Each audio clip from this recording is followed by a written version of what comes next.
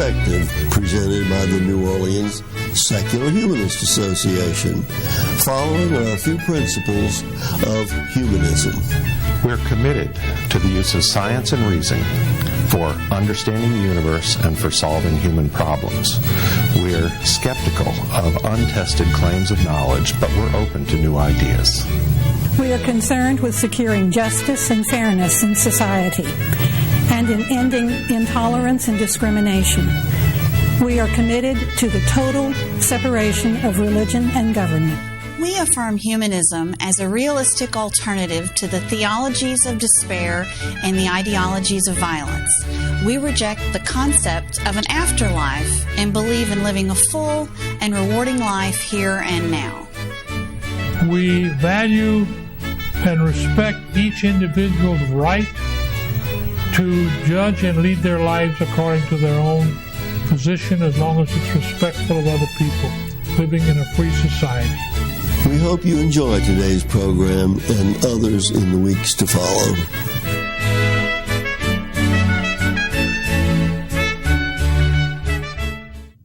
Hello, and welcome to another edition of the New Orleans Humanist Perspective. My name is Charlotte Clawson, President of the Board of Directors for the New Orleans Secular Humanist Association, which is the sponsor of this program, and I'll be your host for today's show. If you would like to know more about NOSHA, please go to our website at www.nosha.info, and you'll find out more about our upcoming activities and events for our community. Let me tell you a little bit about our guest today. On my right, Duane Baldwin works in a popular local restaurant chain and also has experience in the security industry. He created the group Colorful Connections for Adults with Autism. He's also a deacon with his church, and he enjoys activities such as yoga and volleyball at City Park. Next, we have Daniel Madine. He is a biologist with the federal government working on environmental support for civil works projects, and some of his hobbies include traveling, gaming with friends, hiking, reading scientific literature, and attending music concerts and festivals. And as a interesting part, Dan has been on our program recently this past spring. And then we have Timothy Kraft, who is an organizer for the New Orleans-based Quirky Citizens Alliance, which is the reason we're here today, and one of the founders of the NOLA Disability Pride Fest. He believes in intersectional organizing and community-based healing by creating spaces that are inclusive of marginalized identities. So welcome to our show, and thank you for being on our program. Thank you for having us. I wanted to give them a quick description of what the Quirky Citizens Alliance is. It is a community organization fostering equality without sameness for people with disability and neurodiversity. And so I thought a good point to start on would be what led to the formation of this organization that you are all involved with. Sure, I can really take that. So myself and a few friends went to social work school together. Mm-hmm. And while we were in school, we realized that there was like a lack of disability education in the school, and it was something that we all identified with. We all have disabilities and are part of that community. Mm-hmm. So we really wanted to do better, right, and have that conversation at the school. And a big part of that is that a lot of disability education is focused on like a medical model. You know, like how can we fix, how can we cure? But we try to take the perspective to a social model, right? Like how can society make more space for us in it? Like we know what our needs are, we know what we need to function in society, and it's just a matter of communicating that. Right. So kind of we took that in school, right? Like we know what we need, we know what conversation we want to have. So make it happen. Yeah, so let's do that. And the school's really supportive of us doing that. And then when we graduated, it was like, well, this isn't just about the school, right? This is about the city. This is about our lives. So, in New Orleans, specifically. Okay. Yeah, so we decided to make it a community-focused, organization after school, and it's been going for how many years? 5 years now. Oh, wow. And it wasn't actually until last October that we became an actual nonprofit organization. So now we're kind of in this process of figuring out, what our next steps are and how we're going to, do more for the city. Okay. So. And what range of disabilities would you say are represented the most that you find? I mean, we have a wide range. I mean, Duane can speak about the Autism Project with Colorful Connections a bit. Yeah, like autism, we have like a whole ton of members. like disability also, but everybody is welcome. All colors are welcome, and we've been I've been doing like Colorful Connect for like over 3 years. Okay. And then we teamed up with QCA, and ever since then we just kind of joined forth together because we all want to grow in the community. Okay, so autism would be just one of the parts of the organization. Yeah. Okay, a larger group. Okay. So we're inclusive of physical and mental disabilities as well as neurodiversity, which kind of includes autism in that label. Right, and I met Duane through Colorful Connections when I got in here. I started getting onto Meetup, and I went to an event, and I ended up discovering Tim involuntarily through it because we kind of were working to cooperate together to work with the disability community. We was all connected. Okay, right. And so from physical to mental and neurosensitivity, I know that that's something that is would be something that the audience would probably want to understand from your perspective. What does neurosensitivity mean for the organization? Do you guys want to talk about your personal experiences with that? Are you comfortable? Yeah, I'm comfortable talking about it. And some of it in neurodiversity is that we have issues with certain sounds and sights and things. So things that may not be something people would notice as much, like balloons popping, fireworks, bright lights, and other things can be more sensitive. We can be more sensitive to those things than other person who would typically be noticed. Okay.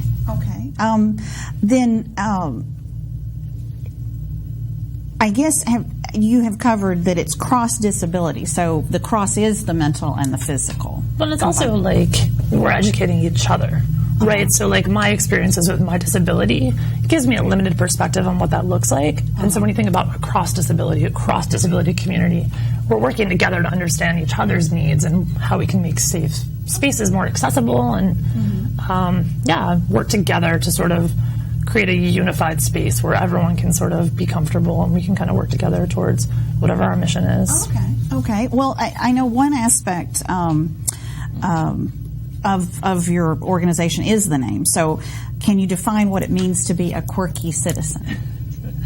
We talk about this a lot because I feel like when you say the name to people, they either have a really visceral reaction where they're like, what is that? Or they're super excited about it. Mm-hmm. And I love when people are super excited about hearing quirky. They're like, I love that so much. Mm-hmm. And for me, it's a positive reframing, right? It acknowledges that I'm different, and it acknowledges that maybe you're not quite sure what to do with me when you meet me at first. But for me, it's I'm quirky, just work with that, For me, it's a really positive identity. It's our mind's frame of mind is maybe different and unique in our own way, and we kind of acknowledge that when we're in a group, that we each have our own strengths and things that we work off each other. But we never let that be our we all grow from each other, so we always look to the move forward, see what the next step, what the next evolution in our progress. Okay. Yeah, and that's a quality without sameness, right? We don't have to be the same, communicate the same, exist in spaces the same. Mm-hmm. And we can be, the same. Different, you know what I mean? And accept that. I think that is something that is probably really hard for people, or at least you see it in a lot of our discussions in society. And I think a lot of people have difficulty with differences. They can't say that I'm just going to let that be. It's they want to have an impact on that person or that situation, and that's of course that's probably a very human thing to want to have an impact. However, letting people just be themselves is something I think it's a huge part of our society's issues. Letting them make decisions, letting them be who they are, and realizing that you just have to get along. And or putting my label of what's correct or what's healthy or what's normal on another person. Mm-hmm. There's an activist, I think her name is Amy Sequenzia. She's an autistic self-advocate, and her whole thing is she's nonverbal. And I apologize, Amy, if I'm getting your story wrong.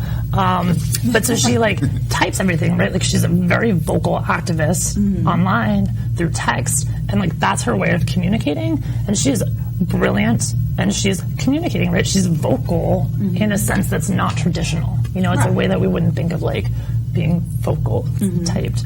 But her voice is just as important and just as powerful, and she has a lot to say. But it's just written because that's where she feels that is her strength for being heard. Yeah, it's just a different way of communicating, and you shouldn't ignore what she's saying because of that. Okay. Well, that's very good.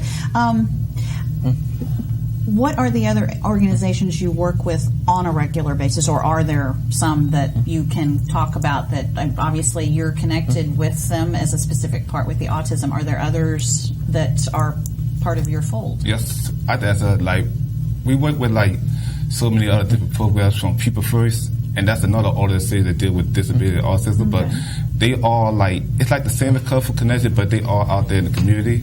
So we People First. People First. People First. And we also deal with the Advocacy Center. It's on O Street. Oh, okay. So I see. So you actually you're involved with groups that have separate activities and separate things. Okay. And we do a Disability Pride Fest every year, and that's in partnership with the Advocacy Center and a lot of other community groups. So yeah, and that again is about celebrating disability as an identity, right? And it's not bad. Yes. It doesn't need to be fixed, right? It can just It can just but it's be going well. It's something we all learn to adapt to at some point. You mentioned, I think you mentioned how you're trying to create situations and spaces that are safe. And can you describe how you do that within? I mean, do you have a monthly meeting, and part of that is creating a space where people can come and feel just totally accepted and it's all good?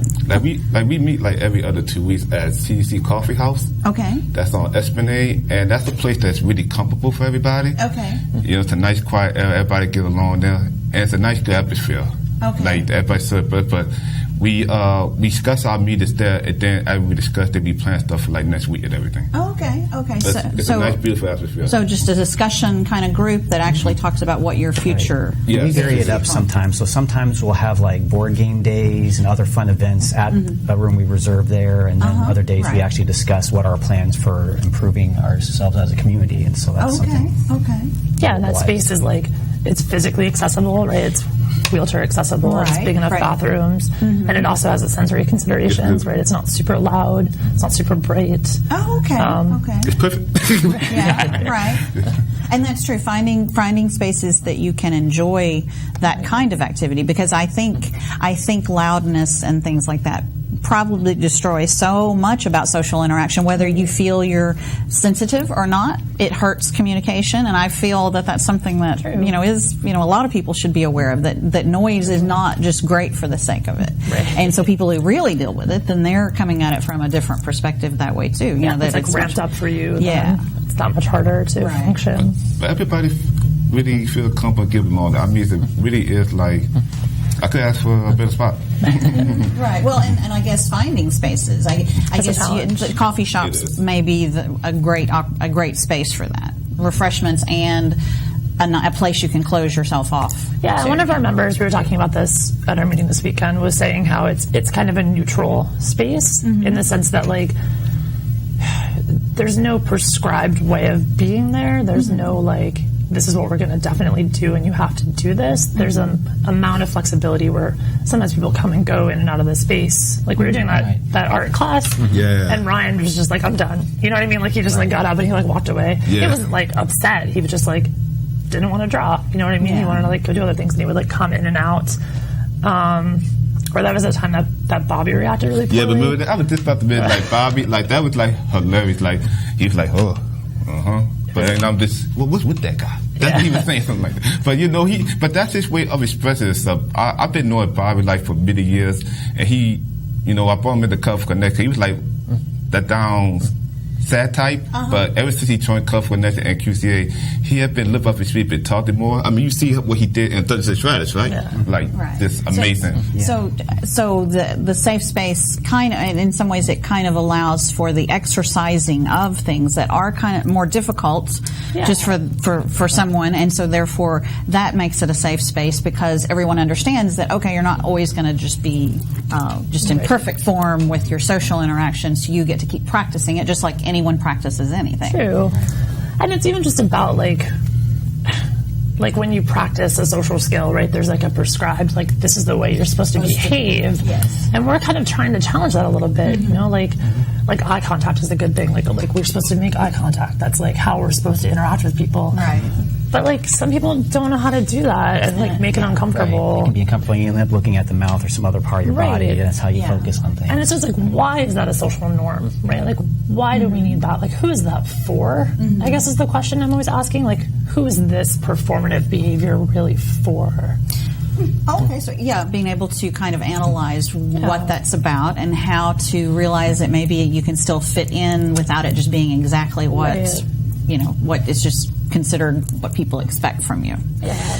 That's very interesting, and that's why the safe space. I think y'all are probably familiar with when people have used that for colleges to say, is this a safe space for them to not have to hear about something or those restrictions, and yet safe space can be about just being able to try things out and to feel comfortable. And I feel like this term of like safe space is getting a bad rep now. Yeah, that's what I was kind of bringing up. That it has had that, and of course, in this case, it can be very positive to say it's a place that someone can be, feel comfortable. I think that's so important for sure. So, and I think it's just about. I don't know how do I want to say this. Like, it's not just about like safety. I don't know. It's about community building for me in a way, I agree. I agree too. What are the norms of our space? Like redefining what our space looks like, I guess.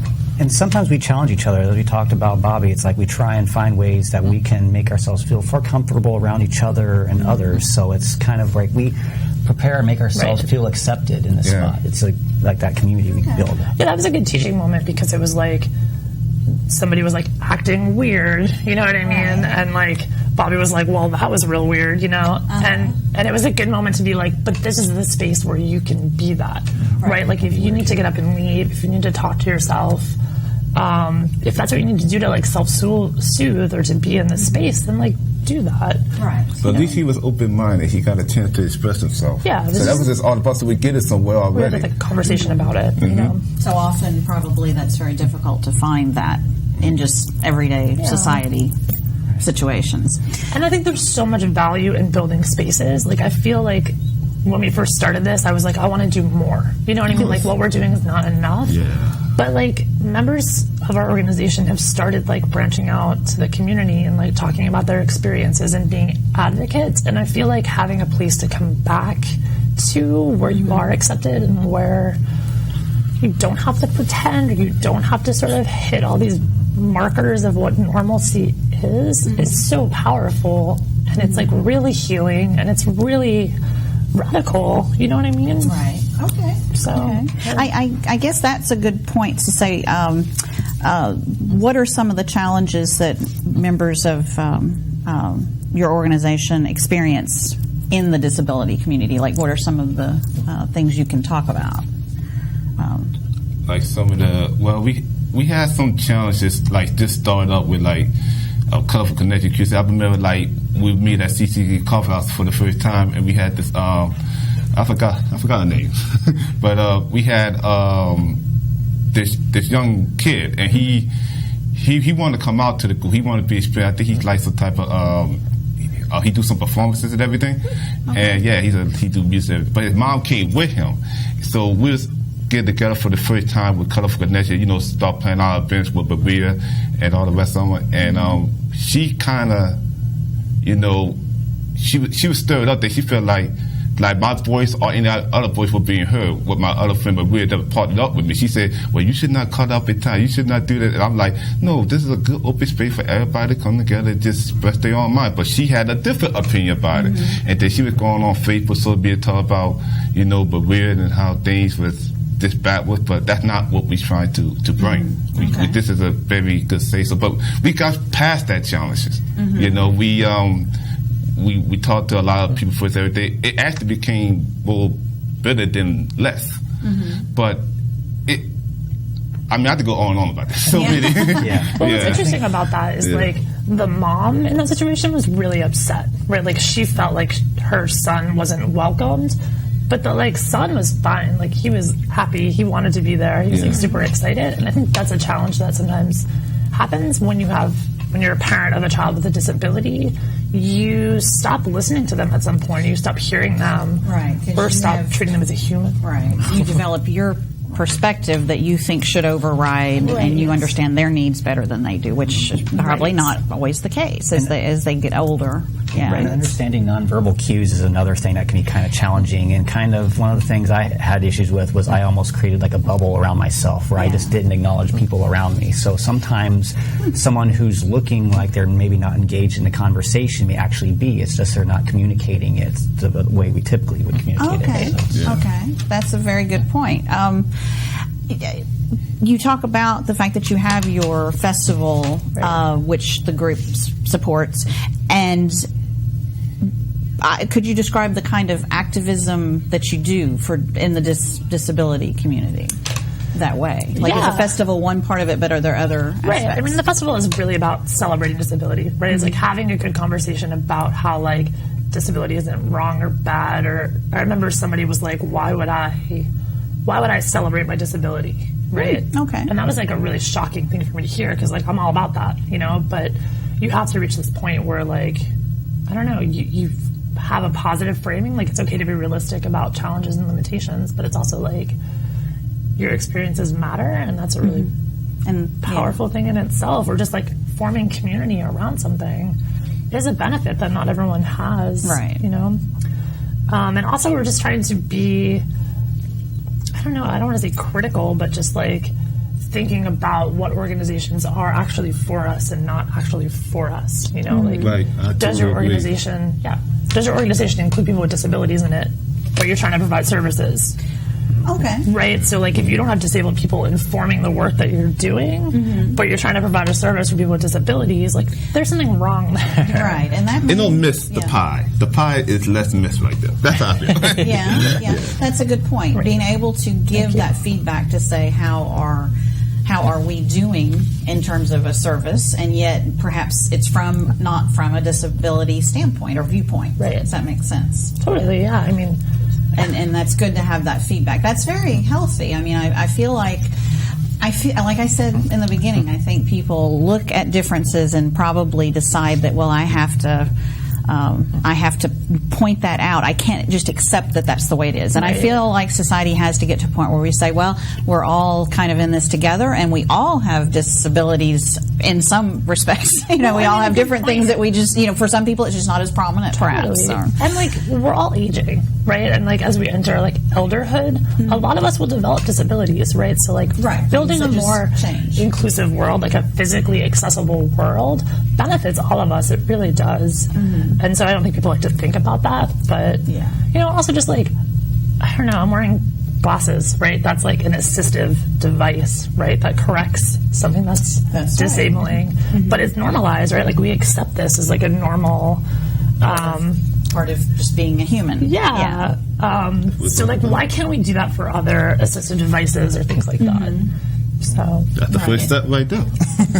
Well, in fact, the development of solutions for those problems should be something, and is something, that we do cherish and celebrate, because we say, wow, people who could not physically move, and we developed a wheelchair, and we developed wheels back in our evolution that solved a lot of problems, you know, for our communities back then. So solving problems like that for people, so that makes it easier for them if they would like to do that, that's just a wonderful thing humanity does. So we should be more accepting of those things to help people. I feel like there's a line somewhere between like curing and fixing and getting rid of, and like assistive kind of assistance, because assisting someone for what they need, that should be a positive thing if it's handled, including prosthetics. Like, you have people who are athletes who have either a leg missing and they end up winning a race, so I think you can see that as it's a way of assisting them to be winners. Right. That's kind of what looks at. Yeah, to not let that be something that holds them back.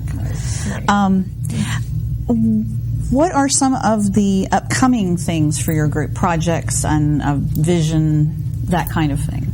Yeah, I mean, my long-term vision is to have like a community center, right, where we have like a cross-disability community center where people with disabilities can help other people with different disabilities learn other skills, and sort of like bringing this community space and this mindset to like a physical location, like a permanent physical location, would be really great. Yeah, providing information for people with disabilities as well as supporters of disabilities, I think it would be a very helpful tool that should be shared in the community. Yeah. Right?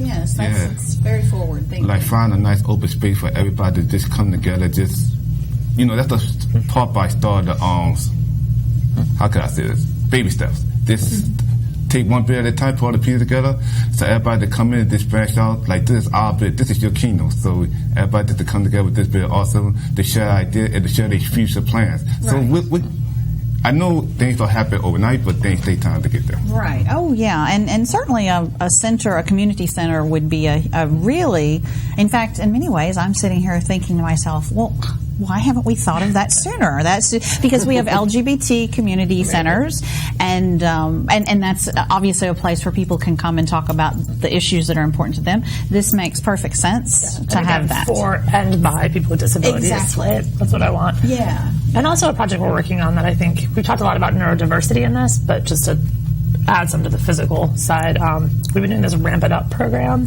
where we try to get small businesses to buy temporary ramps to make their businesses more accessible. Oh, okay. So a good example is Zot's Coffee Shop on Oak Street. We love them because they bought a temporary ramp. It's less than $30, less than $50, depending on the situation. It's Very really nice. cost effective.